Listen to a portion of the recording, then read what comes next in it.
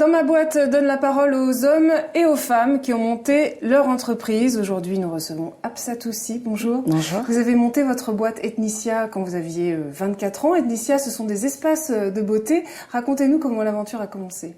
L'aventure a commencé lors d'un voyage à New York où j'ai découvert d'énormes complexes de beauté. Tout est grand là-bas. Et c'est vrai que moi, en tant que femme impatiente, j'avais toujours rêvé d'avoir un espace de beauté où il y avait coiffure, esthétique, maquillage, bon, tout autour de la beauté. Et c'est vrai que j'avais aussi un élément qui me gênait, c'est que je pouvais pas aller dans n'importe quel espace de beauté parce que les femmes européennes vont dans les grandes enseignes, les femmes noires dans le 10e, les femmes asiatiques dans le 13e. Et je trouvais ça dommage parce que moi je suis française, j'ai grandi en France et dans la société au quotidien, personne ne se ressemble. Donc je voulais un espace de beauté qui propose une prestation qui soit globale et sur mesure parce que chaque personne est unique. Voilà. Alors dans Ethnicia, il y a ethnique, mais ce que vous nous dites, c'est que ça s'adresse à toutes les femmes en fait. Exactement. Alors pour moi, le mot ethnie aujourd'hui est mal utilisé puisque à la base, le mot ethnie veut dire rassembler par des valeurs, par des coutumes, par des traditions.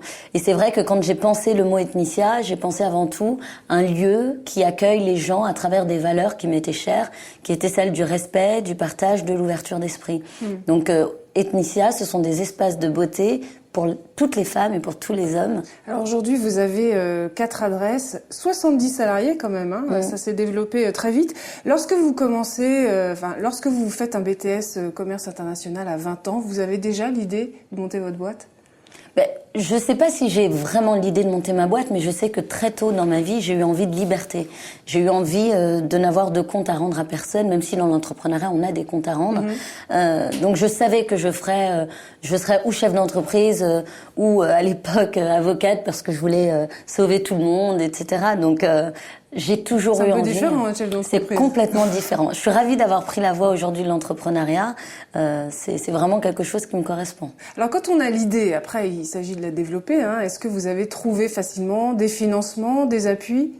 Alors rien n'est facile dans l'entrepreneuriat, je dirais même tant mieux, parce que on ressort de là, j'en suis pas encore sortie, mais ça fait 5 ans que j'ai entrepris, j'ai appris comme je n'aurais jamais appris en étant en entreprise ou autre. Alors ce qui est difficile effectivement, c'est de trouver des financements. Moi j'ai jamais réussi à convaincre aucune banque.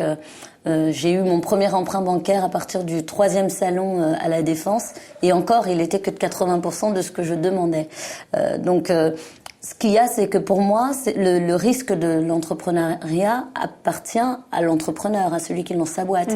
On peut pas demander à la banque de porter le risque de notre projet ou notre folie. Les banques font rarement confiance à des jeunes entrepreneurs. Mais ils sont censés être partenaires. Ils sont censés être partenaires. Effectivement, ils font rarement confiance. Je dirais qu'ils prennent pas forcément les risques qu'ils sont supposés prendre, je pense.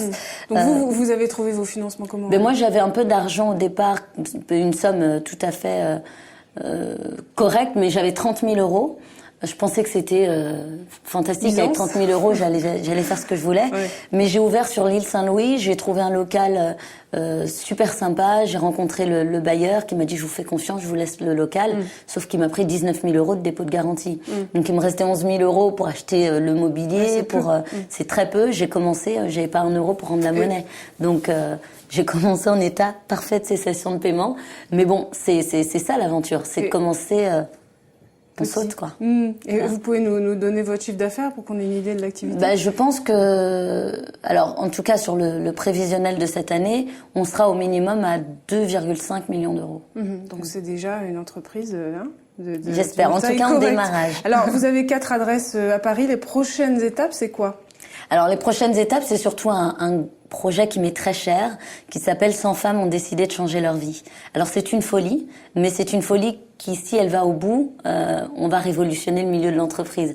Je dis « on » parce que je suis pas toute seule, bien sûr, à porter ce projet, mais on a décidé de choisir 100 femmes dans les plus grandes villes de France et de leur permettre, à travers de l'entrepreneuriat solidaire, d'ouvrir leur propre espace de beauté, en étant avant tout volontaire, ambitieuse et en ayant la niaque de l'entrepreneur. Ça veut dire quoi, entrepreneuriat solidaire ? Entrepreneuriat solidaire, ça veut dire qu'on a commencé à appeler, par exemple, au début pour tester l'idée, j'ai commencé à appeler un avocat. Je lui ai dit, est-ce que vous seriez prêt, dans le cadre de ce projet, à offrir les frais de rédaction de statut et de baux commerciaux ? Ça vaut quand même au minimum 1 500 euros au départ.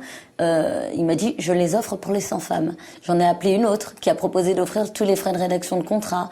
J'ai une société de fabrication de meubles qui offre tous les plans d'implantation. Et je me suis dit, tiens, ça prend. Parce que la solidarité, ça existe. C'est aussi comme ça qu'on peut changer les choses, parce qu'à l'issue de ce projet, si on y arrive, on peut créer jusqu'à 1000 emplois en un an. Ce serait fantastique. Donc 100 salons Ethnicia qui risquent d'être ouverts en France prochainement. Voilà, mais même si on arrive déjà, ne serait-ce qu'à 50%, on est déjà au-delà du taux de réussite des entreprises.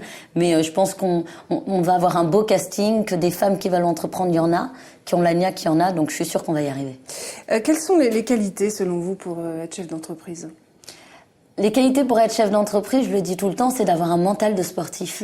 Ça veut dire, c'est d'être préparé aussi à vivre l'échec, parce que quand on se prépare lors d'une compétition, on n'est jamais sûr de gagner tout le temps, mais on se prépare en gagnant et en se disant, je vais gagner quand même. Et le mental du sportif, pour moi, c'est vraiment celui qui est le plus près de l'entrepreneur, parce qu'il faut s'entraîner au quotidien, parce qu'on apprend de ses erreurs au quotidien, parce qu'on a toujours un but. C'est d'arriver au succès et en tout cas gagner. Et que c'est une course d'obstacles un peu. Et que c'est une course faite de plein d'obstacles. Voilà, mais c'est utile. Merci beaucoup, Hafsatou. Merci à vous. Et on se retrouve très prochainement, nous, pour un autre Dans ma boîte.